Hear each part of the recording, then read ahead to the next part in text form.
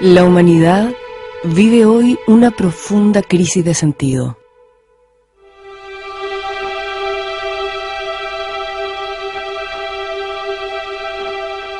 Rafael Echeverría y su empresa Newfield Consulting ofrecen una forma particular de interpretarla y un camino para resolverla. Ello representa el corazón de las dos contribuciones usualmente asociadas con el nombre de Rafael Echeverría: la propuesta teórica de la ontología del lenguaje y la práctica del coaching ontológico. Sobre ambos temas exploraremos a continuación. ¿Qué es el ser humano? Una mirada desde la ontología del lenguaje. La humanidad vive hoy una de las crisis más profundas de su historia. Es una crisis en el dominio de la ética. Una crisis que, curiosamente, a veces incluso pasa desapercibida. Y ella se expresa fundamentalmente en la dificultad que encontramos los seres humanos para conferirle y sostener el sentido de nuestra vida. Tenemos muchas veces la impresión de que Dios nos ha soltado de la mano, de que caemos en un abismo, en un pozo sin fondo, que estamos desorientados, que nos dirigimos por la vida sin un sentido de dirección clara. Nos decimos en múltiples oportunidades: mi vida no tiene sentido. Pero esta misma crisis se expresa en dos dominios distintos: en la dificultad que tenemos para conservar, para expandir las relaciones personales más importantes que tenemos, y en los problemas que también encontramos en mantener modalidades de convivencia con los demás a nivel de la sociedad que sean armónicas, expansivas y que generen posibilidades para todos. Pero de manera concreta, ¿cómo se manifiesta esta crisis en la vida de cada uno de nosotros? Se manifiesta de distintas formas, a veces en angustia, en depresión, en desesperación, en aburrimiento, en tedio, en soledad. Pero básicamente hay dos elementos que son centrales: sufrimiento y inefectividad. El sufrimiento es parte constitutiva de la vida, no podemos vivir sin sufrir. Pero tengo la impresión de que estamos sufriendo de una forma innecesaria, que no todo el sufrimiento que tenemos realmente se podría justificar y que tendríamos formas eventualmente para encararlo. Y a nivel de la inefectividad, nos encontramos con que no sabemos cómo enfrentarla, que no hay nada que podamos hacer, que no importa lo que hagamos, seguiremos sintiendo lo mismo. Y frente a esa sensación de impotencia, desarrollamos mecanismos defensivos, mecanismos elusivos, que le dan la espalda a la crisis, que nos llevan a evitar mirarla en la cara. Y caemos ya sea en el consumismo, ya sea en el trabajo obsesivo, en la distracción, en el espectáculo, en la diversión, en el abuso, en las drogas o el alcohol, en las postas terapéuticas, pasando de una terapia a otra, en distintas giras espirituales con la esperanza de que llegaremos a algún lado, para luego muy frecuentemente volver al mismo lugar en el que nos encontrábamos. El punto crucial, por lo tanto, pareciera ser ese juicio que emitimos tantas veces de que mi vida no tiene sentido. ¿Es así? En efecto, y ese es un juicio muy importante. Hacemos depender de él la posibilidad de preservar nuestra existencia, de mantenernos en la vida. Cuando ese juicio entra en crisis, cuando no lo podemos emitir, enfrentamos los seres humanos el riesgo del suicidio. Somos la única especie que tenemos el suicidio como una opción, y depende fundamentalmente de ese juicio. Pero es la vida la que no tiene sentido. ¿Es esta la única interpretación posible a la que apunta ese juicio? Yo creo que para encarar esa pregunta es muy importante hacer lo que llamo un giro copernicano. ¿Por qué alude a Copérnico? ¿Cuál es la relación?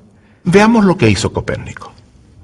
Su aporte partió de una experiencia inicial en la que veíamos que el sol aparecía por un lado en la mañana, se desplazaba por el cielo durante el día, se ponía en el otro lado y volvía a aparecer al otro lado, igual en la mañana, donde había aparecido el día anterior. A partir de eso, sosteníamos algo que parecía obvio. El sol gira alrededor de la Tierra. ¿Y qué hace Copérnico? Básicamente lo que hace es separar la experiencia que hemos tenido de la explicación que sobre ella dábamos. Y se pregunta, ¿es posible tener esa misma experiencia ofreciendo una explicación distinta? Y su respuesta es, ¿qué pasaría? En vez de suponer que es el Sol el que gira alrededor de la Tierra, si la Tierra girara alrededor de su propio eje. ¿Qué pasaría si fuera la Tierra la que está girando alrededor de sí misma? Y su conclusión es: mantendríamos la misma experiencia, viviríamos exactamente lo mismo. Y esa es la conjetura que él nos plantea como una posibilidad. La hipótesis que nos plantea: consideremos la opción de que no es el Sol el que se mueve, que somos nosotros los que nos estamos moviendo. Y yo creo que eso es exactamente lo que tenemos que hacer frente a la pregunta: ¿qué es aquello que no tiene sentido? ¿Qué está en crisis? ¿Cuál es su raíz? Pero, ¿de qué nos sirve esto para entender mejor la crisis de sentido a la que se refería? Si tomamos ese juicio, mi vida no tiene sentido. Aparentemente lo que nos está planteando es que la vida no tiene sentido. Esa es la apariencia, esa es la primera expresión que vemos que nos entrega el juicio. Si es así, no hay nada que podamos hacer. Estamos en la vida y no tiene sentido. Pero cabe una segunda opción, una opción precisamente que consiste en hacer la misma operación que Copérnico hizo y preguntarnos: ¿no será que hemos sido nosotros los que perdimos la capacidad de conferirle sentido a la vida? Si esta opción, si esta hipótesis es válida, en vez de caer en la resignación, como caíamos con la primera opción, tenemos la posibilidad de preguntarnos: ¿qué nos pasó? ¿Cuáles son los obstáculos para conferirle sentido a la vida? Nos permite hacernos cargo del problema y avanzar hacia su solución, hacia la recuperación del sentido de la vida. Y eso nos convoca eventualmente a intervenir, a hacernos cargo del problema, cosa que no podríamos hacer si tomamos el primer camino. ¿Y a dónde le lleva ese segundo camino? Nos conduce a algo muy importante. La capacidad de los seres humanos para conferirle sentido a la vida descansa en la interpretación que tenemos de nosotros mismos. Descansa en la interpretación que tenemos sobre el fenómeno humano. Y lo que nos permite reconocer lo que acabo de decir es que la interpretación que hemos tenido sobre cómo somos los seres humanos, interpretación que durante mucho tiempo fue muy poderosa y nos fue muy útil, hoy está agotada. Y hoy nos está comprometiendo la capacidad de vivir como quisiéramos. Creemos, por lo tanto, que es muy importante revisar esa respuesta a la pregunta ¿cómo somos? Pregunta que yo llamo la pregunta ontológica. ¿Por qué la llama así? ¿Qué es lo ontológico? Hay dos respuestas posibles frente a eso. Una respuesta clásica, antigua, una respuesta más contemporánea, más moderna. En rigor, la pregunta ontológica es la pregunta por el carácter de la realidad. Aristóteles nos decía, es la teoría del ser en cuanto ser. Pero en la respuesta clásica, esa pregunta por el carácter de la realidad se la respondía por referencia a un ser trascendente, por sobre los seres humanos, muchas veces identificado con Dios, Había una suerte de ontoteología. Era en función de esa respuesta de un ser trascendente que definíamos todo el resto del mundo, que definíamos cómo éramos los seres humanos. La modernidad rechaza ese acercamiento. La modernidad tiene dos rasgos fundamentales. El primero es que pone en cuestión la forma como el pensamiento clásico enfrentaba la pregunta por la realidad, entendiendo que el primer referente no es un ser trascendente, sino el propio hombre. Todo pensamiento moderno nace de la pregunta, a partir de la pregunta por el hombre. Descartes nos dice: pienso, luego existo. Es en función de que yo pienso que puedo afirmar mi existencia. Y esto es muy importante, porque la pregunta sobre el carácter de la realidad ahora debe ser contestada a partir de una primera respuesta sobre el fenómeno humano. El segundo rasgo de la modernidad es el hecho de poner en cuestión también otra dimensión del pensamiento clásico. El pensamiento clásico, el pensamiento aristotélico, sostiene que las verdades se deducen de verdades, que es a partir de ciertas verdades que acepto que concluyo otras verdades. La estructura del silogismo clásico es expresivo de eso. Se parte de una premisa mayor, una primera verdad. Se añade una premisa menor, una segunda verdad. Y se deduce de esas dos una tercera verdad. Lo que el pensamiento moderno hace es sostener que es posible alcanzar verdades no a partir de las verdades, sino a partir de la duda. Esa también es una contribución de Descartes, el primer gran filósofo moderno. El método de Descartes consiste en un método que se sustenta en la duda. Entonces, mientras tenemos un pensamiento clásico que es fundamentalmente dogmático porque parte de verdades aceptadas, el pensamiento moderno es fundamentalmente escéptico. Es un pensamiento que parte de cuestionar las verdades que nos entrega la tradición. Para responder a la pregunta ontológica, a la pregunta por el carácter de la realidad, tenemos que seguir, por lo tanto, este doble camino que nos impone la modernidad: la referencia al ser humano y el cuestionamiento de las tradiciones heredadas. ¿Y cuál es la importancia que entonces reviste la respuesta a la pregunta sobre el ser humano? Para el pensamiento moderno, esta es la pregunta fundante. Es el paradigma de todo el resto de los paradigmas. De acuerdo a cómo respondemos a la pregunta por el ser humano, definimos lo que observamos, lo que sentimos, lo que pensamos, las posibilidades que percibimos, las acciones que tomamos, las relaciones con los demás, y configuramos el mundo que observamos. No hay nada más importante que la respuesta cómo somos realmente. Y así como no hay nada más importante que esa respuesta, que esa concepción, es difícil imaginar también algo más importante que cambiar la respuesta que antes dábamos sobre cómo éramos. No hay nada más transformador, que tenga mayores efectos que la modificación de esa respuesta. Y esto es muy importante, porque esto es lo central de lo que estamos haciendo. ¿Y cuál es la concepción heredada sobre el ser humano que usted considera que está agotada? Le hemos puesto un nombre. La vamos a llamar el programa metafísico. Y yo creo que es fundamental aprender a reconocerlo bien, entender en qué consiste, cómo nació, cómo se gestó, hacia dónde nos hace mirar. Y para entenderlo bien creo que hay que seguir dos caminos. En primer lugar, entender su historia, cómo se gestó, cómo se desarrolló, cuáles son sus hitos más importantes. Habiendo entendido su historia, es fundamental luego decir, bueno, pero ¿en qué consiste realmente? ¿Cuáles son sus premisas fundamentales? Y eso es lo que vamos a hacer a continuación. Veamos entonces la historia del programa metafísico.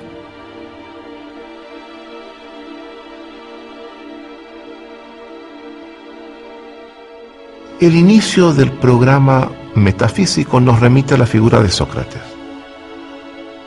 Sócrates es el primer filósofo que hace una reflexión filosófica sobre la vida, y por lo tanto se abre a preguntas sobre el fenómeno humano. Sin embargo, para entender a Sócrates hay que ir un poquito más atrás. Y tenemos que ir a aquellos pensadores llamados los fisikoi en el mundo griego, que se preocupaban por los fenómenos de la naturaleza y se preguntaban por lo que ellos llamaban el arjé, el fundamento, el principio de los fenómenos naturales. Y hacia el año 500 antes de Cristo surgen dos posiciones diametralmente opuestas. En el extremo occidental del mundo griego surge Parménides, que nos dice el fundamento de todo lo que existe es el ser. El ser es fijo, eterno, inmutable. El cambio es una ilusión de los sentidos. En el extremo oriental del mundo griego surge Heráclito. Y Heráclito nos dice el fundamento de todo lo que existe es el devenir. El mundo está en procesos permanentes de transformación. La idea de un ser fijo es una ilusión. Heráclito va un poco más lejos. Nos dice, el sentido que conferimos y el fundamento que buscamos lo confiere el lenguaje. El lenguaje, por tanto, es un elemento central para entender la pregunta por el fundamento, el sentido de lo existente. Sócrates se encuentra en esta encrucijada, dos concepciones radicalmente opuestas. Y para fundar su filosofía de la vida, tiene que hacer una opción. ¿Será Parménides? ¿Será Heráclito? Sócrates opta por la senda de Parménides y funda su filosofía de la vida en la noción de un ser fijo, eterno, inmutable, único. Serán luego sus discípulos los que van a, en rigor, a fundar lo que es propiamente la metafísica. Platón, primero discípulo de Sócrates, nos plantea una concepción del mundo con referencia a ideas trascendentes que están en el más allá. Aristóteles, discípulo de Platón, busca el desarrollo de una metafísica mirando el mundo concreto, mirando la tierra, los fenómenos concretos que se dan en ella. En dos variantes distintas, la metafísica se desarrolla a partir de Platón y de Aristóteles. Pero será luego, cuando el cristianismo se fusiona con la metafísica griega, que se produce esa estructura sólida que va a ser elemento central, columna vertebral del mundo occidental. En el siglo IV después de Cristo, San Agustín desarrolla una teología inspirada en Platón. En el siglo XIII después de Cristo, Santo Tomás va a desarrollar una teología inspirada en Aristóteles.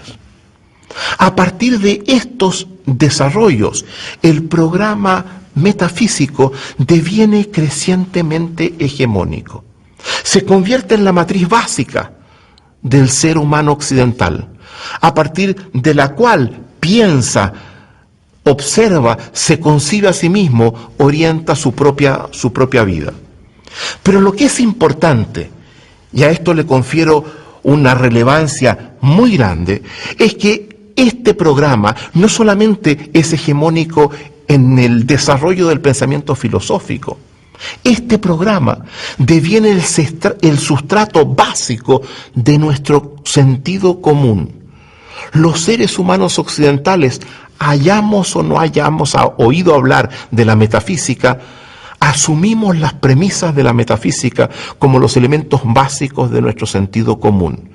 Nuestro sentido común occidental se convierte en un sentido común profundamente metafísico. ¿En qué consiste entonces el programa metafísico? ¿Cuáles son sus rasgos principales? Yo sostengo que el programa metafísico se caracteriza por 4 premisas. La primera es aquella que sostiene que el sentido de este mundo le está dado por otro mundo, un mundo trascendente, un mundo que está más allá de este, metafísis, más allá de la naturaleza que observamos, que percibimos, es un mundo distinto. El segundo rasgo, la segunda premisa, es el sostener que este mundo está habitado por la categoría del ser, que el ser vive en él y que el ser es fijo, único, inmutable. En tercer lugar, la tercera premisa es una premisa que sostiene que cuando accedemos al ser de las cosas, que es un ser que está trascendente en un mundo distinto, esa es la verdad. Y por tanto el programa metafísico nos entrega una noción de verdad asociada a acceder al ser de las cosas. Y la cuarta premisa es el sostener que el camino para alcanzar la verdad y para acceder al ser que habita en este mundo trascendente es la razón. Y que los seres humanos somos esencialmente racionales. Que la razón es lo que nos distingue de otras especies y nos constituye en nuestra humanidad. Y eso implica simultáneamente mirar con desprecio otros rasgos que compartimos con los animales, como es la corporalidad, como es los instintos, las pasiones, se les desprecia. Somos fundamentalmente seres racionales. Esas son las 4 premisas del programa metafísico. ¿Y están todavía vigentes esas 4 premisas? La respuesta no es clara. No es clara por cuanto, desde un punto de vista estrictamente filosófico, la modernidad manifiesta una permanente incomodidad con esas premisas. Ya Descartes había introducido elementos que tendían a alejarse de lo que ellas indicaban. Lo mismo acontece con Hume. Descartes parte del hombre, su pregunta sobre la existencia, e introduce el elemento de la duda. Hume defiende la importancia de la experiencia como el punto de arranque de toda reflexión sobre la verdad. Spinoza pone en cuestión la idea de que haya 2 mundos, este mundo y otro. Sostiene que hay uno solo y que todo tenemos que entenderlo y explicarlo en función de él. Sin embargo, en la medida que la modernidad avanza, comienza a insinuarse la necesidad de volver a plantearse la pregunta por el ser humano. Fue Kant, uno de los filósofos más importantes de la modernidad, quien sugiere abrir la pregunta sobre el fenómeno humano. Para Kant hay 4 preguntas fundamentales que debemos hacernos. ¿Qué podemos saber? Pregunta a la que responde la metafísica y la epistemología. ¿Qué debemos hacer? Pregunta a la que responde la moral. ¿Qué nos cabe esperar? Pregunta a la que responde la religión. Pero hay una 4ª pregunta. ¿Qué es el hombre? Y según Kant, la respuesta a esta 4ª pregunta entregará las respuestas a las 3 anteriores. Por tanto, es la pregunta más importante que podemos hacernos. Curiosamente, sin embargo, el mismo Kant no profundiza en ella, pero deja planteado el problema, deja planteada la pregunta sobre el ser humano. Sin embargo, será Nietzsche quien inaugure realmente la posibilidad de una respuesta distinta a la pregunta sobre el ser humano. Nietzsche es quizás el primer filósofo que inicia una crítica radical a Sócrates. Nos señala que la filosofía que se inaugura con Sócrates nos condujo por un camino equivocado y nos ha llevado a un callejón sin salida, que es preciso retomar esa pregunta y dar una respuesta radicalmente distinta. Nietzsche es el primero que nos advierte de la crisis en el dominio de la ética que hoy día nos enfrentamos, en el dominio de los valores, que nos explica cómo vivimos una época donde la sensación de vacío se ha apoderado del mundo occidental. Caracteriza a esta crisis como el nihilismo. Nietzsche nos plantea que hay que retomar el primer desafío que encaró Sócrates, repensar la vida desde otras bases, pero en vez de seguir el camino de Parménides que siguió Sócrates, optar por el camino de Heráclito, el camino abandonado. Su filosofía, a mi modo de ver, se articula en 3 elementos centrales. Siguiendo Heráclito, afirmar la dimensión fundamental de la transformación. Vivimos en un mundo en permanente transformación y podemos participar de ella. En segundo lugar, destacar que para participar en la transformación hay que conferirle prioridad a la acción humana. Nada es tan importante en los seres humanos que su capacidad de acción. Y en tercer lugar, reconocer la importancia que en nosotros tiene el lenguaje. Al definir el tipo de vida que tomamos, al llevarnos por un camino o por otro. Estas son las ideas fundamentales de Nietzsche, ideas que yo siento marcan el inicio de la reflexión en la que yo mismo me sitúo. Y por algo acabo de escribir un libro sobre Nietzsche tratando de mostrar el carácter de su contribución. Un tercer aporte importante es la filosofía de Heidegger.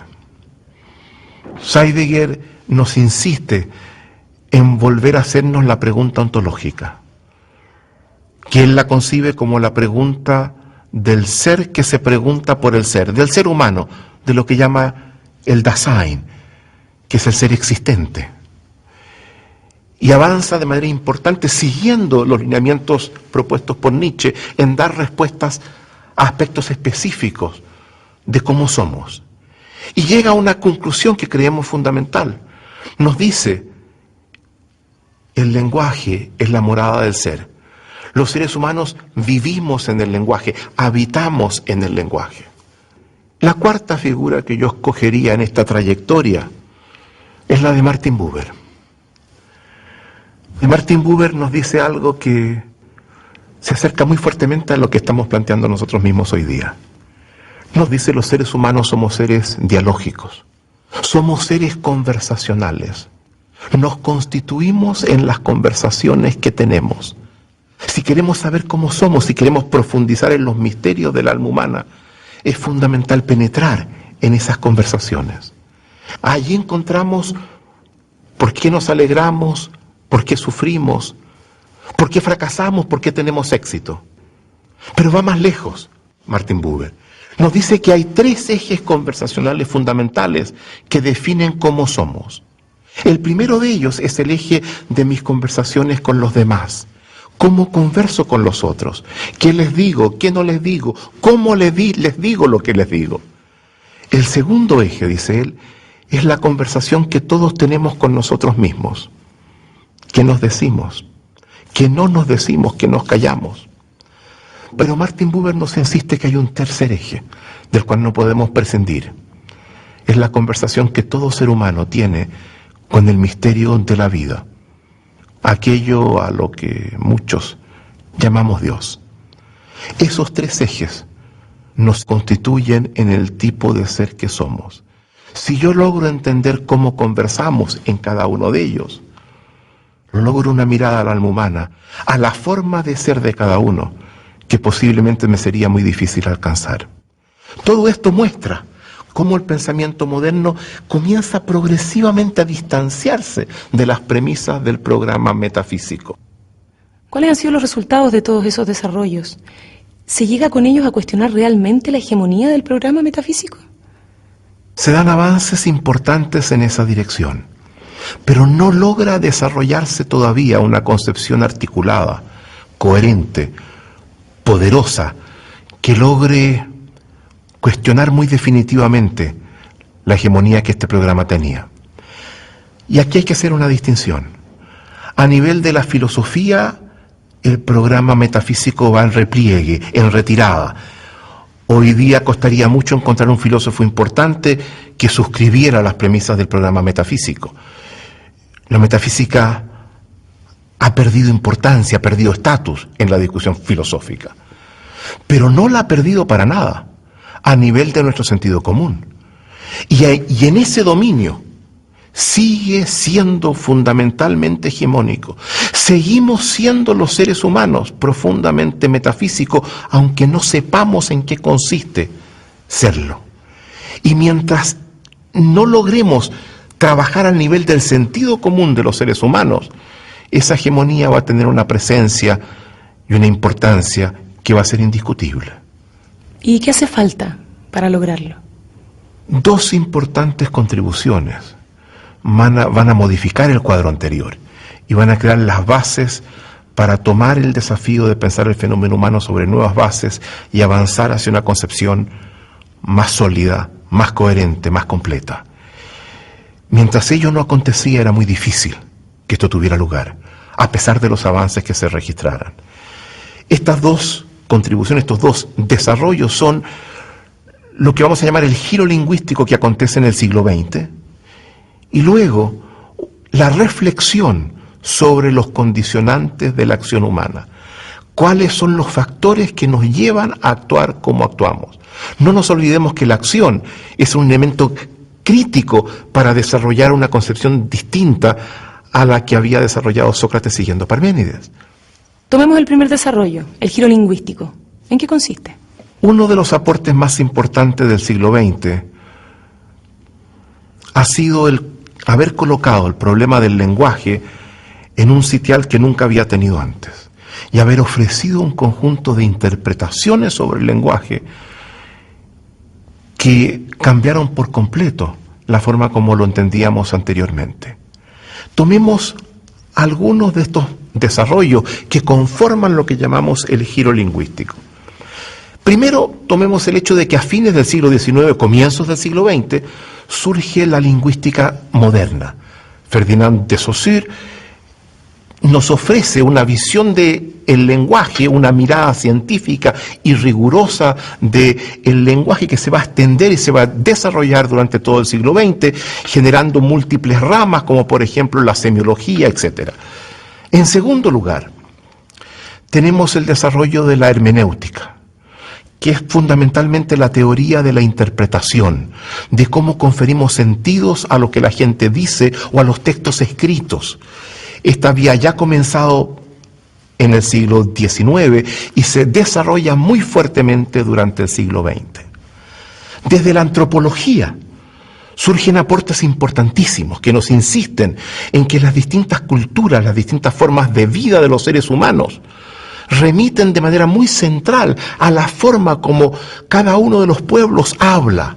Y surge, por ejemplo, la famosa hipótesis Sapir-Whorf, que nos señala que la realidad que percibimos, que observamos, no tiene tanto que ver con la forma como ella directamente es, sino que la articulamos, la configuramos a partir del lenguaje que hablamos. Desde la biología, ciencia que tiene un desarrollo excepcional en el siglo XX, se comienza a insistir una y otra vez que el elemento distintivo de la especie humana es su capacidad de lenguaje. Autores como Ernst Mayr, gran biólogo teórico, hacen del lenguaje el rasgo central de la especie humana y por lo tanto un elemento central para comprendernos desde la perspectiva biológica. Pero será desde la filosofía del lenguaje de donde surgirán los aportes más importantes. La filosofía del lenguaje es una rama de la filosofía que nace a mediados del siglo XX para estudiar filosóficamente el lenguaje. Nunca antes la filosofía le había dado la importancia que esta rama comienza a darle, rama que se convierte en la rama estrella, en la disciplina más destacada de la filosofía en lo que sigue del siglo. Y allí tenemos algunas figuras importantes, por mencionar dos. Tenemos a Ludwig Wittgenstein, que desde Cambridge inicia una reflexión sobre el lenguaje que va a tener un impacto fundamental en todo el desarrollo filosófico posterior. Wittgenstein nos habla de los juegos del lenguaje, de cómo es posible comprometerse en distintas prácticas lingüísticas distintas, tal como lo hacemos con juegos diferentes. Y nos dice, todo lenguaje es una forma de vida, con lo cual ya nos acerca el tema del lenguaje al problema de la vida, de la existencia. Sin embargo, será otra figura la que yo pienso que va a tener el impacto más importante. Me refiero a J.L. Austin, quien desde Oxford pone en cuestión la concepción tradicional que teníamos del lenguaje, una concepción descriptiva, pasiva, que sostenía que el lenguaje básicamente es un instrumento, un medio que sirve para registrar, expresar, comunicar, transmitir lo que ya existe. El lenguaje da cuenta de la realidad. Y lo que nos dice Austin, el lenguaje es más que eso. Hace todo eso, sin duda. Pero el lenguaje es acción. Y por ser acción, tiene un poder transformador muy importante sobre la realidad. el lenguaje genera realidades distintas. Poco antes de morir Austin, una periodista lo entrevista y le dice: mire, me han dicho que usted está diciendo cosas que no se habían dicho antes, cosas que parecen que son muy importantes, que usted está diciendo que el lenguaje es acción. Yo quiero que me explique por qué eso es importante. Y Austin le contesta: importancia yo creo que no tiene ninguna, pero qué bello fue haberse dado cuenta de eso. Tendrá que morir Austin para que logremos reconocer la inmensa importancia de su contribución.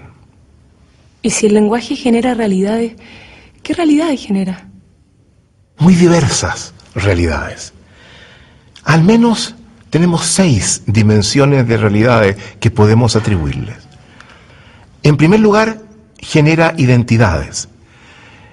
Todo ser humano tiene una identidad. La gente habla de cómo uno es. Esa es nuestra identidad. Y la forma como la gente habla de uno tiene muchísimo que ver con lo que decimos, con lo que no decimos, con la forma como decimos lo que decimos. Es muy posible que muchos de ustedes que me están viendo no me conocieran antes. Y por lo tanto, si les hubiesen preguntado cómo yo era, no hubiesen tenido mucho que decir. Ahora, no me cabe duda que a partir del hecho de haberme escuchado, van a tener muchas cosas que decir. Porque yo estoy conformando mi identidad al hablarles como les estoy hablando. De la misma forma como cada uno de ustedes conforma una identidad pública y privada a partir de cómo se comporta en el lenguaje. En segundo lugar, el lenguaje genera relaciones. A partir de las conversaciones que tenemos con los demás, conformamos relaciones de más alta o más baja calidad, más ricas o más pobres. No hay nada más importante para evaluar la calidad de una relación que la calidad de las conversaciones que tenemos con esa persona. Si las conversaciones que yo tengo con alguien son pobres, la relación será pobre. Si las conversaciones que yo tengo con mis hijos son profundas, son complejas, son ricas, son íntimas, la relación va a ser correspondientemente. En tercer lugar, el lenguaje nos permite asumir compromisos. Y porque disponemos del lenguaje, podemos hacer juntos lo que en forma individual quizás no podríamos hacer. Establecemos promesas que nos permiten cooperar, coordinar acciones, colaborar de una forma que posiblemente no podríamos hacerlo de otra forma. Porque tenemos el lenguaje, hemos llegado a la luna y llegaremos más lejos.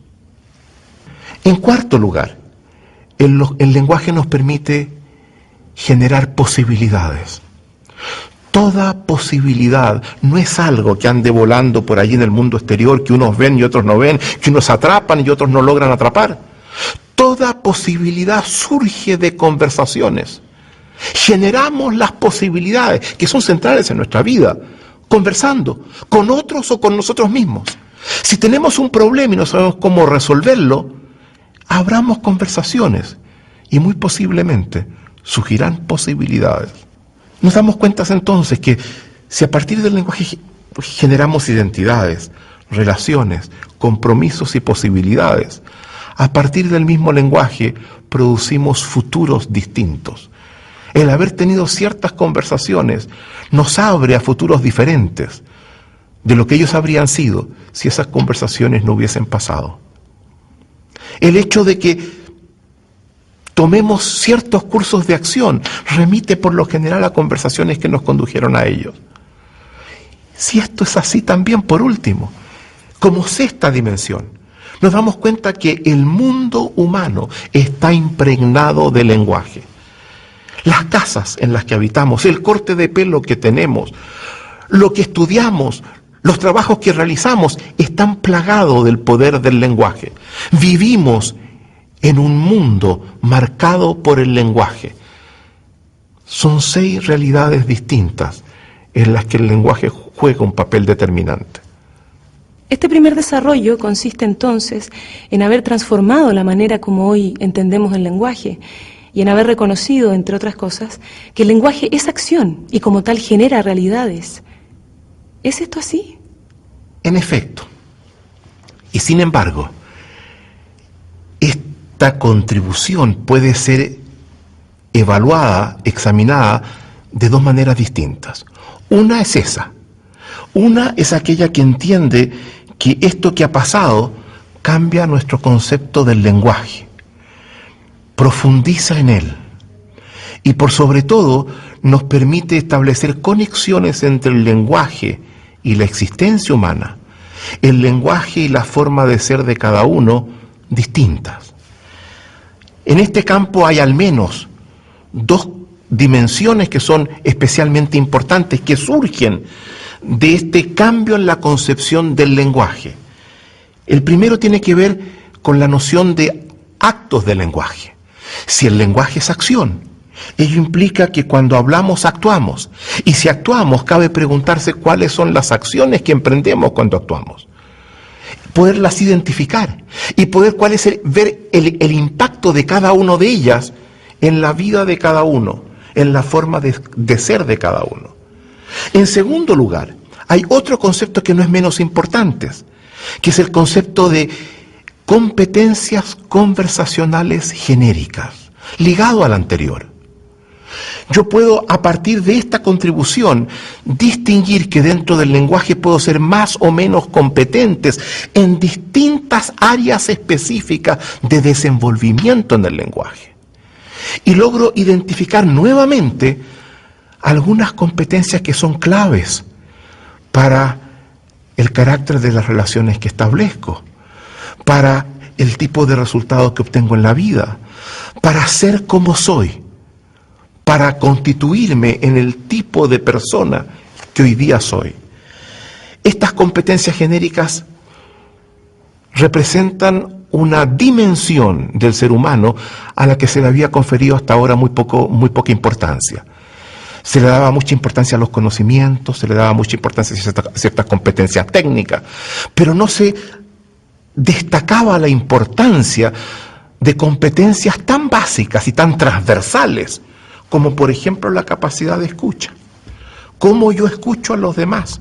¿Cómo aseguro que se me escucha a mí cuando hablo, hablando de una forma tal que genere en los demás una mejor escucha?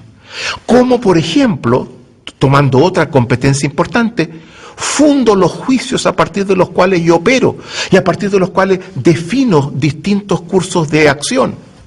¿Cómo, por ejemplo, me desenvuelvo a nivel de los compromisos que establezco? ¿Cómo me manejo en hacer peticiones, en hacer ofertas, en hacer promesas? ¿Y cuáles son las competencias asociadas a una vida vivida, por ejemplo, desde la impecabilidad? O por dar otro ejemplo, ¿cuál es el impacto que mis acciones tienen en el clima emocional de mis relaciones, de los distintos ámbitos en los que me desenvuelvo? ¿Y qué puedo hacer para intervenir, para mejorar, para expandir esas relaciones, esos ámbitos sociales en los que me desenvuelvo? Son todas competencias muy importantes que nos acercan crecientemente a un vínculo entre lenguaje, existencia y ser. Nos decía que había dos maneras diferentes de interpretar el aporte de la filosofía del lenguaje. La primera colocaba el énfasis en la transformación de nuestro concepto del lenguaje. ¿Cuál es la segunda? Tomemos la ecuación lenguaje es acción. Esa es una de las contribuciones más importantes de la filosofía del lenguaje. La primera interpretación básicamente se concentra en el primer término, el cambio de la concepción del lenguaje, al vincularlo a la acción. Pero tenemos que entender que simultáneamente, al postular esta ecuación, lenguaje igual acción, estamos modificando el concepto de acción. Y esto es particularmente importante, porque lo que hace esta contribución es expandir el concepto de acción. Antes de ella, el concepto de acción era muy restrictivo, muy limitado. Y Nietzsche nos estaba planteando, tenemos que construir una concepción del ser humano centrada en la transformación, centrada en la capacidad de acción que conduce a la transformación. Pero con el concepto restrictivo de acción que disponíamos, era muy difícil acometer eso. Al expandirse el concepto de acción al lenguaje, Y no solamente al cambiar el concepto del lenguaje, al trabajar con el segundo término de la ecuación, ahora se habilita una mirada a la acción mucho más enriquecedora, mucho más profunda, mucho más completa, que nos puede conducir con mayor facilidad a replantearnos la pregunta por el fenómeno humano, que es lo que nos interesa. Creo que hemos entendido el aporte que el giro lingüístico del siglo XX ha ejercido en promover el desarrollo de una nueva concepción del ser humano. Pero usted hablaba también de otro desarrollo, no menos importante. ¿Nos podría hablar algo sobre él? A los distintos aportes que nos hace el giro lingüístico del siglo XX, hay que añadir una segunda contribución, que juega un papel que creo fundamental en abrir las posibilidades para una reflexión distinta. Y es un desarrollo en el que yo mismo me he encontrado directamente involucrado, he participado en él. Y me refiero a lo que llamo la reflexión sobre los condicionantes de la acción humana. El punto es este. Si la acción es tan importante para mantenerse en la perspectiva de la transformación, si las cosas que hacemos son tan determinantes, cabe preguntarse cuáles son los factores que inciden en la manera como actuamos, que nos conducen a actuar de una o de otra forma y por tanto a generar resultados y transformaciones diversas. ¿Cuáles son los elementos que condicionan el actuar humano? Y cuando nos hacemos esa pregunta, podemos distinguir dos tipos de condicionantes distintos. El primero lo voy a llamar los condicionantes visibles de la acción humana. ¿Y por qué visibles? Porque son de muy fácil reconocimiento, porque vamos a estar rápidamente de acuerdo en ellos. Si yo les pregunto a ustedes, bueno, ¿cuáles son los factores que inciden para que ustedes hagan las cosas de la forma como las hacen? Vamos a concluir, básicamente, que son un determinado número de factores que perfectamente podemos reconocer sin problemas. Y cuando los decimos, sentimos que, claro, sí, por supuesto, lo sabíamos. Y yo creo que son fundamentalmente 5, esos condicionantes visibles de la acción humana. El primero de ellos son nuestras predisposiciones biológicas. Cada uno está dotado de ciertas capacidades que provienen de nuestra biología. Nos encontramos en la vida siendo buenos para la música, otros son muy malos para la música, buenos para socializar, para crear amistades con otra gente, para relacionarnos, buenos para ciertos deportes, buenos para las matemáticas o malos para las matemáticas. Y esos talentos se distribuyen en forma desigual y básicamente responden a condiciones biológicas que permiten que se desarrolle mejor uno o mejor otro. Ese es un primer factor. No olvidemos, solo podemos hacer lo que la biología nos permite. Por tanto, la biología es un primer factor determinante de la acción humana. En segundo lugar, nuestra capacidad de adquirir competencias, de aprender cosas nuevas, de hacer lo que antes no hacíamos o dejar de hacer cosas que antes hacíamos. Tenemos una capacidad inmensa de aprendizaje debido muy particularmente a la plasticidad de nuestro sistema nervioso. La capacidad de aprendizaje de los seres humanos es mucho más grande que la de muchas otras especies, por condiciones biológicas específicas que nos permiten adquirir competencias que no teníamos al nacer. No son ciertos talentos innatos con los que nos encontrábamos, que las cosas se nos dan fáciles, sino que podemos aprender. Hay una capacidad de aprendizaje y podemos aprender y desaprender ciertas cosas. En tercer lugar, los instrumentos, la tecnología, las herramientas que utilizamos dado un mismo nivel de competencia. Yo voy a un restaurante, pido que me traigan un plato de carne, me lo traen, intento cortarlo, no lo puedo hacer. No logro el resultado de cortar la carne que me colocaron. Y le pido al mozo, por favor, cámbieme el cuchillo. Me trae un cuchillo distinto, un instrumento diferente, y con el cuchillo ahora corto, sin problema. ¿Adquirí una competencia nueva? No, ninguna. Cambió el instrumento, cambió la tecnología, cambió la herramienta. Tercero. Cuarto, el nivel de motivación que tenemos al actuar. Los factores emocionales que acompañan mi desenvolvimiento. Y sabemos que tanto individuos como equipo logran rendimientos muy distintos en función del nivel de motivación, en función de los factores emocionales que acompañan ese actuar. Y por último, diría, como quinto, nuestras particulares habitualidades. ¿Qué quiero decir con esto? No solo hacemos ciertas cosas, no solo hacemos las mismas cosas varias personas. Cuando hacemos lo que hacemos, lo hacemos a nuestra manera, de una determinada forma. No caminamos igual, no nos sentamos igual, no respiramos igual, por tomar ciertos actos muy simples. Hacemos lo que hacemos de acuerdo a ciertas habitualidades que recurrentemente repetimos una y otra vez, que es nuestra forma de hacer las cosas y que también inciden en los resultados que producimos al ejecutar las acciones que tomamos. El punto es este. Muchas veces nos encontramos con una experiencia que la hemos tenido todos, que hay algo que queremos muy, muy profundamente, algo que nos es muy importante y no se nos da. E intentamos y cambiamos esos condicionantes visibles de la acción humana, aprendemos algunas competencias nuevas, cambiamos nuestra habitualidad, modificamos los factores emocionales, lo que sea, y no lo logramos. No lo logramos. Y sentimos que tenemos un límite, que nuestra capacidad de desempeño e incluso de aprendizaje topó con un límite, con un borde, más allá del cual no podemos desplazarnos. Es muy importante que tomemos esta experiencia, porque esta experiencia es crucial para nosotros. Y hagamos de ella lo que llamamos fenomenología. Vale decir, detengámonos muy lentamente a examinar qué nos pasa cuando vivimos esta experiencia. ¿Qué sentimos? ¿Qué nos decimos? Hagámoslo en cámara lenta. Detectemos esta experiencia como que fuera muy lentamente cosa de percibir los elementos que en ella surgen.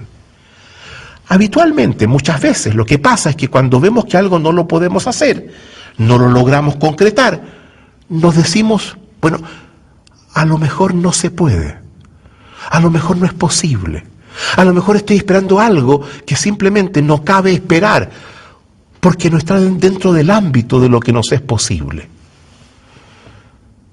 Pero miramos al lado y vemos que ese algo que yo quería tanto, esa relación que yo he añorado por tanto tiempo con mi hijo y que no la logro y que me era completamente esquiva, miro para el lado y veo que otros padres sí la tienen, sí tienen una relación que para mí sería la que yo quisiera y por tanto descarto ese argumento. Es posible, otros pueden, yo no puedo. ¿Qué voz surge entonces? Normalmente surge esta voz, una voz que nos dice, sabes, a lo mejor siendo como eres, Rafael, no te cabe a ti esperar eso. A lo mejor siendo como él es o como ella es, a lo mejor dado como son, no es posible. Es muy importante detectar esta voz. Creemos que es nuestra, pero no lo es. Es una voz que hemos tomado prestada del pasado. Es un eco que remite a Parménides. Es la invocación de que siendo como somos, no podemos ir más allá, no podemos trascender el ser que somos, porque somos fijos, inmutables, y estamos condenados a quedarnos así. Es la voz de Parménides. Es el apuntar al ser como un argumento para la inmovilidad, para aceptar que eso no puede ser cambiado, para sumirme en una profunda resignación metafísica. Parte central de la propuesta nuestra consiste en luchar contra esa voz por la que pagamos un costo muy alto en nuestras vidas. Dejamos de hacer cosas que no son muy importantes. Tiramos la toalla a destiempo. El punto es cómo. Cómo saltar. Cómo lograr hacer lo que no estoy pudiendo hacer. Y aquí hay que tener cuidado. Las corrientes New Age nos dicen es muy fácil. Di puedes y lo lograrás. Sabemos que no es así. Hay gente que me dice, ¿sabes? Te falta la motivación adecuada. Yo le digo, no me digan eso porque me ofenden. Por esa relación que yo quisiera con mi hijo, estoy dispuesto a que me corten un brazo. O más incluso. No puedo, no lo logro. El punto es encontrar cómo derribar esa pared, esa muralla que me está impidiendo avanzar hacia una ambición importante que tengo, que es parte central de cómo quiero vivir mi propia vida. La única forma de resolver esto es encontrando algunos condicionantes de la acción humana que no he logrado identificar en los condicionamientos visibles. De allí que los llamemos los condicionantes ocultos. Y ocultos en parte porque no accedemos a ellos en forma espontánea. Por lo general, alguien requiere ayudarnos para que lo veamos. Alguien requiere mostrarnos que ellos existen. Este de alguna forma es un conocimiento para iniciados. Si no nos muestran cómo ellos inciden, cómo ellos juegan un papel importante, no los vamos a ver. Y postulamos que esos condicionantes ocultos de la acción humana son dos: el observador que somos y el sistema o los sistemas a los que pertenecemos. Hablemos un poquito sobre cada uno de ellos. ¿Qué es esto del observador? Digamos algo muy simple. He escrito un libro en torno a este tema que se llama El observador y su mundo. Pero en forma muy simple, ¿qué es esto del observador que somos?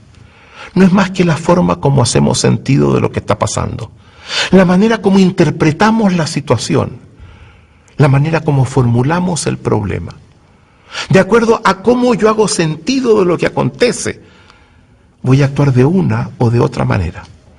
Y hay ciertas acciones que no voy a poder emprender, que voy a estar bloqueado para acceder a ellas, a menos que modifique ese observador, a menos que cambie el observador que yo soy. Pero ese observador a la vez está condicionado por los sistemas en los que me desarrollé, por donde nací, por la familia en la que me crié, por las escuelas a las que fui, por los amores que tuve, por los amigos que tuve, por las carreras que seguí. Todo ello me ha ido condicionando, ha ido conformando ese observador que yo hoy día soy. Y me lleva a actuar de una manera, porque esa es la manera como se actúa, como he visto actuar a otros en los sistemas en los que he participado. Otro cambio fundamental para habilitar ciertas acciones que me son esquivas es también el cambio del sistema que me ha formado. Los que cambian sistemas los llamamos líderes.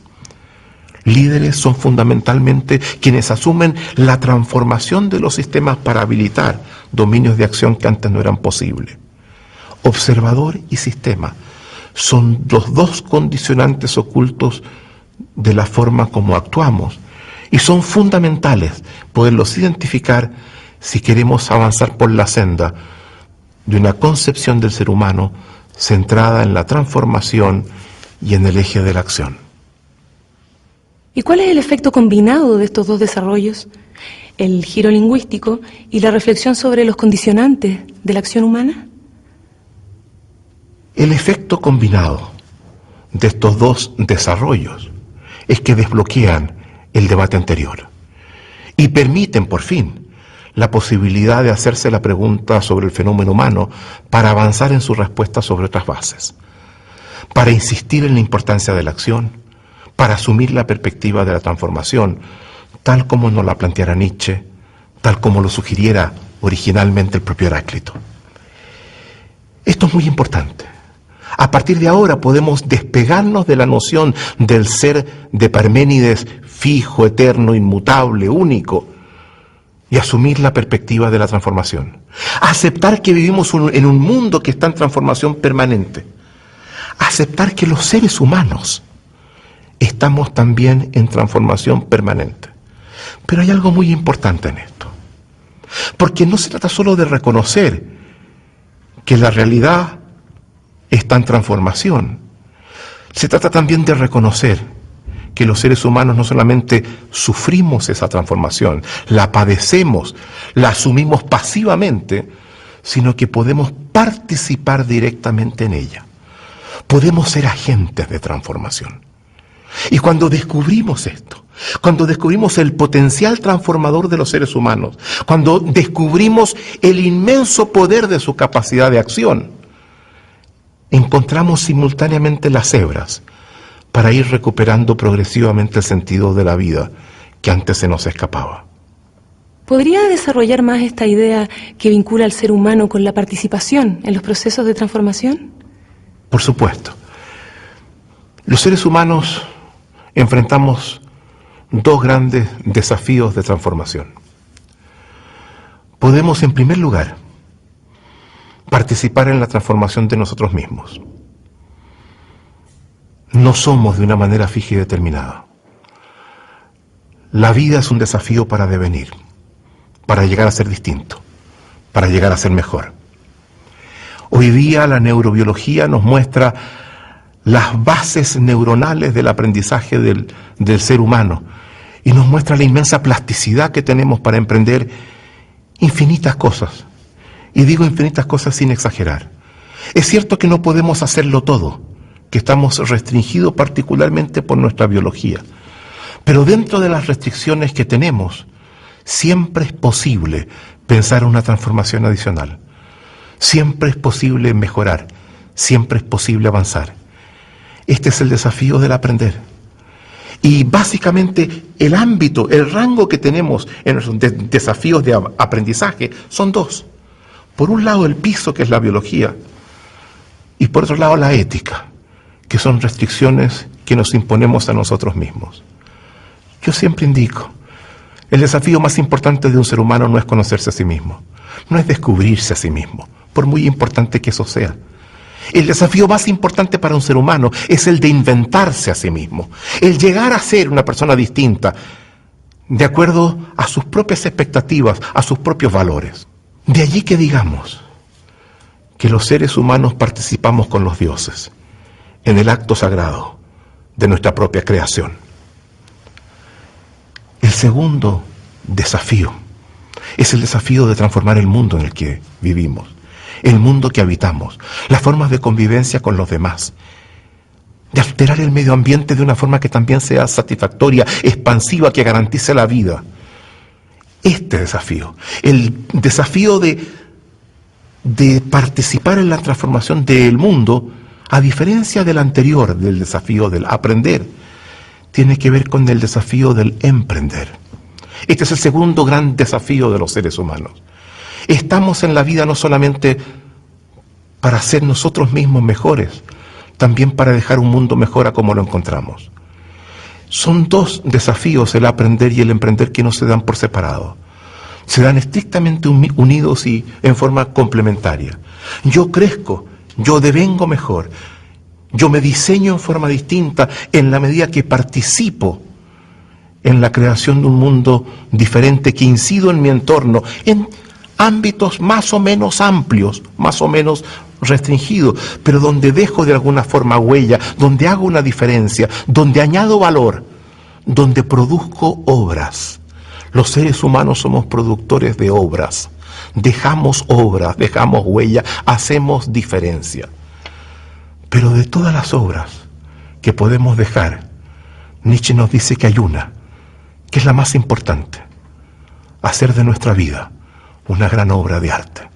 Es en este doble desafío de transformarse uno mismo y de transformar el mundo, donde disponemos los seres humanos fuentes inagotables de sentido de vida, en la medida que nos conectemos con ella, en la medida que veamos que hay la posibilidad de una dirección transformativa en este doble camino, nuestra vida comienza a alimentarse de sentido nuevamente y superamos gran parte de la crisis que hoy día enfrentamos. ¿Pero son suficientes los desafíos del aprender y del emprender para recuperar nuestra capacidad de darle un sentido a la vida? ¿El sentido de la vida no requiere acaso de algo más? Comencemos por decir que al menos son muy importantes y que contribuyen al sentido de la vida. ¿Son suficientes? Yo creo que no. Yo creo que algo muy importante falta. Que si nos quedamos allí, le damos a esta concepción del ser humano un sentido pragmático, estrecho, mezquino. insuficiente. Buber nos hablaba de 3 ejes conversacionales: la conversación con uno mismo, de la cual nos hacemos cargo en el aprender; la conversación con los demás, dirigida a cambiar el mundo y alterar las relaciones que mantenemos con ellos. Pero nos hablaba de un tercer eje, que nos vinculaba con una dimensión trascendente del ser humano, que va más allá de la transformación, que va con el reconocimiento de su pequeñez, de su vulnerabilidad, y por buscar una dimensión de desarrollo espiritual que posiblemente no siempre vamos a encontrar en el camino del aprendizaje y del emprendimiento. Uno de los problemas más serios que esta crisis nos impone tiene que ver con el dominio de la espiritualidad. Y aquí hay que tener cuidado, porque no quiero ser malentendido en algunas de las cosas que voy a decir. Vemos cómo el ateísmo se ha desarrollado por el mundo. Yo personalmente creo que el ateísmo no es solución al problema, es expresión de la crisis. Que esta crisis, uno de los efectos que ha tenido, ha sido el hecho de que ha jibarizado a Dios. Lo ha disminuido, lo ha erradicado de distintas instancias, lo ha hecho incluso superfluo para muchos. Mi impresión es que no requerimos menos Dios, requerimos más Dios. Pero para avanzar a esa dimensión espiritual que no disponemos, ello implica transformaciones muy importantes. Transformar nuestro concepto de fe, transformar nuestro concepto de iglesia. La fe que tenemos viene marcada por el espíritu de la metafísica. La teología que se nos enseña viene cruzada por la metafísica. Las instituciones religiosas predominantes son hijas del programa metafísico. Y si avanzamos en esta dirección, ¿cuáles son algunos elementos? Porque yo no soy nadie para resolver este problema espiritual. Pero ¿cuáles son algunos elementos que podemos pensar que van a tener que ser incorporados en esta nueva forma de asumir la fe, la espiritualidad, la dimensión de trascendencia de los seres humanos? Yo pienso que básicamente 4 cosas. En primer lugar, tenemos que acostumbrarnos a un concepto de fe que nazca del propio hombre, del ser humano. Que no sea un concepto que tomamos de un mensaje revelado sobre quién es Dios y en función de eso cómo Dios nos dice que somos, sino que lleguemos a Dios en función de los requerimientos espirituales nuestros. Una teología existencial, una teología que nace del hombre y que busca plenamente satisfacer las aspiraciones espirituales del hombre y de las mujeres que están por los demás abiertas a la invención. En segundo lugar, yo diría una teología que posiblemente va a ser negativa, como fueron corrientes teológicas al comienzo de la cristiandad, que entendían que cada vez que hablamos en positivo de cómo Dios es, ese Dios que describimos los seres humanos, lo distorsiona. Nunca es la dimensión trascendente que buscamos y termina alimentando el ateísmo, la falta de fe en ese Dios. Avanzar a Dios reconociendo nuestras necesidades de Él y rasgos que posiblemente en función de eso pensamos que no tiene, más que describiendo las propiedades positivas que Él tiene. Un concepto de fe que legitime la duda. En la modernidad estamos cruzados por el escepticismo, por la duda. No podemos separar del todo la fe del acto permanentemente que enfrentamos de poner en cuestión las cosas que damos por ciertas. Venimos de un concepto de fe que excluye la duda, que limita el espacio. Pero hay un cuarto elemento que yo también destacaría, que es el elemento de una espiritualidad que se desarrolla en un proceso de transformación permanente, no a la que llegamos y nos quedamos como que ya hubiésemos alcanzado el estado de gracia que teníamos que alcanzar. Más bien un concepto de fe que implique ligarlo a un proceso de transformación personal en el sentido de la espiritualidad, de generar experiencias y vivencias más profundas, más ricas, nuevas, no estático. Esos 4 elementos yo creo que serán elementos muy importantes para recuperar la dimensión de la espiritualidad que ha sido una de las víctimas más afectadas de esta crisis en el dominio de la ética. ¿Surgirán ellas entonces a partir de propuestas completamente nuevas? ¿Surgirán acaso de las reformas de los actuales sistemas religiosos? No lo sé. No tengo idea. Los caminos están abiertos. Intuyo sí que algo muy importante va a pasar en el dominio de la espiritualidad.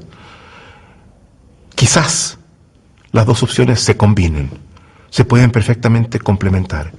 Quizás veamos aparecer expresiones de espiritualidad nueva y profundas reformas a nivel de las instituciones religiosas que conocemos. Nietzsche, mirando el escenario del nihilismo, de la crisis de sentido de la que hemos estado hablando, nos ha dicho: Dios ha muerto. Esa frase irritó a muchos, asustó a otros y ha estado resonando desde entonces, sin acallarse. Así como él dijo: Dios ha muerto, yo creo que es importante entender que lo propio de los dioses no es no morir. Lo propio de los dioses es resucitar, es volver a nacer. Tenemos el caso de Dionisos, el gran dios griego, el nacido 2 veces, eso es lo que significa el nombre. Un dios que se dice cuyo sepulcro está en Delfos, cerca de su hermano Apolo. Pero tenemos el ejemplo de Jesús, cuya divinidad se expresa, se conjuga en el hecho de haber muerto y haber resucitado. O en una fe que el cristianismo invoca, centrada en la resurrección de Jesús. Yo creo que estamos en una fase en la que no sería para nada extraño descubrir el renacimiento de Dios. La emergencia de una espiritualidad de nuevo tipo. Insisto, el ateísmo no es la solución, es el problema. Y uno conoce demasiados ateos que le dicen: por Dios, cuánto quisiera poder creer, pero qué difícil es, dada cómo están las cosas. Quiero cambiar la conversación y abordar un tema sobre el cual no se ha pronunciado. ¿Cómo se relaciona el coaching ontológico con todo lo que ha señalado hasta ahora? El coaching ontológico expresa el compromiso de transformación concreto del discurso de la ontología del lenguaje. No basta con interpretar cómo somos los seres humanos cuando sostenemos que lo central es el eje de la transformación y la acción. Hay que habilitar procesos de transformación, de acción generativa distinta. Y por tanto el coaching ontológico expresa el compromiso no solo de entender la importancia de la transformación, sino de participar desde el discurso en medidas concretas de intervención. Primer elemento. Por tanto, hay una relación muy estrecha entre el coaching ontológico y el discurso de la ontología del lenguaje. Ahora, ¿qué tipo de intervención se realiza en el coaching ontológico? El coach ontológico es básicamente un profesional, una persona que maneja un oficio que lo habilita en lo central para desbloquear, para destrabar a quien se encuentra con ansias de alcanzar ciertos objetivos, sintiendo que no lo puede hacer. Lo que hace es ayudar a la persona que se plantea ciertas metas, ciertas direcciones, ciertos logros y que siente que no logra hacerlo, que las cosas no se le dan, que salen distintas de como quiere. Y básicamente lo que hace es entender qué es aquello que lo traba, qué es aquello que lo compromete en esta dificultad para avanzar hacia donde quiere y para cumplir con los desafíos de aprendizaje y de emprendimiento que se plantea. Y en este sentido, el coach ontológico, algo fundamental que hace es recurrir no solamente a los condicionantes visibles del comportamiento humano, aquellos que identificamos antes, de fácil reconocimiento espontáneo, sino también y muy particularmente a los condicionantes ocultos. Trabaja con el observador que somos y trabaja con las posibilidades de alterar los sistemas en los que nos desenvolvemos. Al hacer esto, justamente destraba, habilita y nos reconduce por la senda de la transformación que buscamos. Hay algo más en el coaching ontológico. Hablábamos al comienzo de la importancia del giro copernicano y decíamos cómo esta operación era importante no solamente para acometer lo que entonces examinábamos, sino que tenía otros usos posibles. Y yo creo que uno de los usos posibles justamente acontece en la interacción de coaching. Cuando uno comienza una interacción, suele encontrarse con una persona que dice, mira, tengo un conjunto de problemas, y uno le pregunta, ¿y por qué? Esa persona saca el dedo y dice, mira, me pasa con mi hijo, con mi pareja, con mi jefe, con mi colega, y comienza a apuntar hacia afuera. Parte central del trabajo del coaching ontológico es decirle, sí, de acuerdo, todo eso pasa, y toda esa gente está involucrada. Pero el principal problema no está en ellos, el principal problema está en ti. Está en el impacto que ellos tienen en ti, está en el efecto que ellos producen en ti, está en tu propia forma de ser. Es un tipo de interacción que, por lo tanto, lo que busca es lo que llamamos un aprendizaje transformacional, donde accedemos a formas de ser distintas por la vía no solo de cambiar nuestra capacidad de acción anterior, sino también de modificar el observador que éramos, el sentido que le conferíamos a lo que vivíamos. Es un instrumento fundamental de transformación del ser, de cambio del alma, de la forma de ser particular de cada uno. Esos son elementos centrales en la perspectiva del coaching ontológico. Cabe entonces preguntarse, ¿qué es aquello que traba el desarrollo de una persona? ¿Qué es aquello que le impide fluir por la vida y avanzar en la senda de la transformación? ¿Qué es aquello que distorsiona sus interpretaciones? Eso es muy importante, eso último. El hecho de que el coachee, la persona que está pidiendo ayuda, está atrapada en ciertas interpretaciones, frente a las cuales el coach ontológico lo que hace es convertirse en un intérprete de esas mismas interpretaciones. Tomar las narrativas que caracterizan al otro y hacer lo que hace como trabajo un editor en una casa editorial. Tomar esas narrativas y buscar formas que logren expresar mejor y generar posibilidades distintas para esa misma persona. Trabaja con esas interpretaciones. Ahora, ¿por qué se imponen esas interpretaciones? ¿Qué me conduce a ellas? Y ahí hay varias cosas. Las respuestas pueden ser múltiples. Hay algo que yo creo que es siempre central. Muchas veces la restricción de nuestras interpretaciones surgen a partir de miedos, de inseguridades, de vulnerabilidades. El miedo es un restrictor, un elemento que restringe muy fuertemente nuestras posibilidades de vida.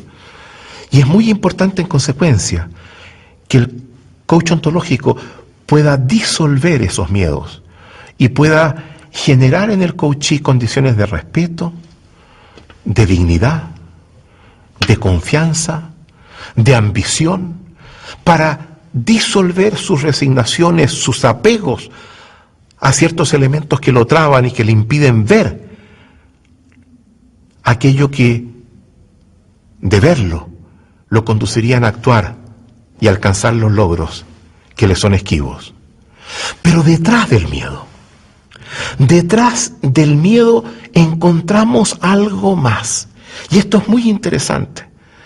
El coach ontológico, al intervenir, parte de lo que hace es limpiar el sentido común del otro, del coachee, de la persona que le pidió ayuda, de resabios metafísicos, de absolutismos que le dan rigidez a su mirada y congelan su capacidad de acción.